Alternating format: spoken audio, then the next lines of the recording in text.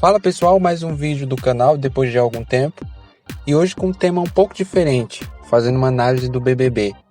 Mas antes de começar, queria te pedir muito para você deixar o teu like e se inscrever no canal, que vai ajudar bastante no nosso crescimento e para que esse vídeo possa chegar a mais gente.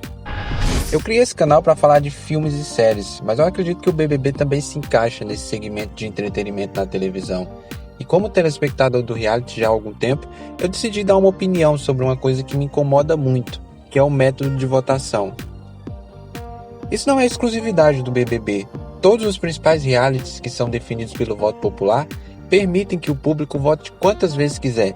Premiações como o Troféu Melhores do Ano, do Domingão do Faustão, também se encaixam nisso.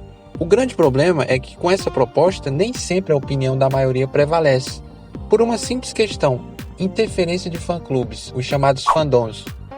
Vou dar um exemplo e tentar explicar da maneira mais prática possível. Em um paredão, temos um participante A e um participante B que disputam a preferência do público. O participante A tem a maior torcida do público comum, enquanto que o participante B tem o maior fã-clube.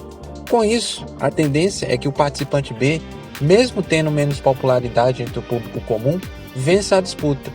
Simplesmente porque o público comum, que também é chamado de público do sofá, por mais que seja maioria, não é tão engajado em votações como o público de fã-clubes. Enquanto que o telespectador comum, que geralmente faz parte do público mais velho, não tem tempo e nem empenho para passar o dia inteiro votando no participante A, dando 100 votos, por exemplo, o integrante de fã-clube, geralmente formado por pessoas mais jovens e mais engajadas na internet, dá 300 votos, por exemplo, anulando completamente o voto e a preferência do telespectador comum. Principalmente em paredões acirrados, isso faz toda a diferença, e a preferência dos fã-clubes acabam prevalecendo sobre a da maioria dos telespectadores.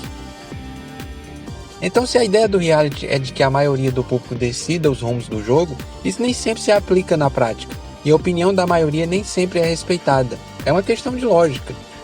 E finalmente chegamos ao BBB 20, que já entra para a história como um dos mais comentados e que mais mobilizam o público em votações. Antes de chegarmos à final, vamos colocar como outro exemplo dessa análise o paredão histórico protagonizado por Manu e Prior, que teve mais de 1,5 bilhão de votos. Usando como referência as enquetes de sites, que nem sempre são respeitadas, mas têm base para representar a preferência da maioria do público comum, a percepção era de que Prior era o favorito para ficar, e mais do que isso, para também vencer o BBB 20. Era realmente um paredão muito disputado, que dividiu muita gente, inclusive famosos, que traziam de um lado Bruna Marquezine, que defendia Manu, e do outro Neymar, que era a favor de Prior. E por mais que Prior se mostrasse como favorito, acabou eliminado. E aí entra a lógica da interferência de fã-clubes, especialmente em paredões parelhos, desequilibrando nesse desempate.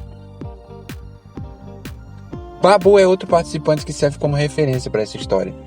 Durante boa parte do programa havia a clara percepção de que ele era o grande favorito da maioria do público comum, respaldado novamente pelas enquetes. Mas no último paredão da temporada acabou derrotado por Thelma e Rafa, que têm os maiores fã-clubes, que conseguiram formar a sua final perfeita com Manu. Não vou entrar aqui muito no mérito de quem merecia ou não estar nessa final ou ser campeão. Vou falar apenas que ela não me agrada, porque além de teoricamente não representar a maioria dos telespectadores, tenho preferência por participantes que dispõem a jogar o jogo e ter mais personalidade, o que não se aplica a nenhuma desses finalistas. Mas aí vem a grande questão: por que a Globo e os outros canais não mudam esse método de votação, utilizando um que seja mais justo e que reflita melhor a opinião da maioria do público, por exemplo, através do esquema de um voto para cada CPF ou de um voto para cada IP? A resposta é simples: faturamento e engajamento. Os programas, ao permitir que as pessoas votem quantas vezes quiserem, fazem com que seus sites e aplicativos, no caso do BBB o G-Show, tenham mais acesso e o público permaneça mais engajado nas votações. Em 2016, o diretor Boninho deu sua opinião sobre esse método de votação controverso. E quando ele foi perguntado sobre a interferência dos fã-clubes nas votações, negou, falando que eles representariam uma parcela pequena dos votos e que não resistiriam à quantidade de pessoas que fazem parte do público comum.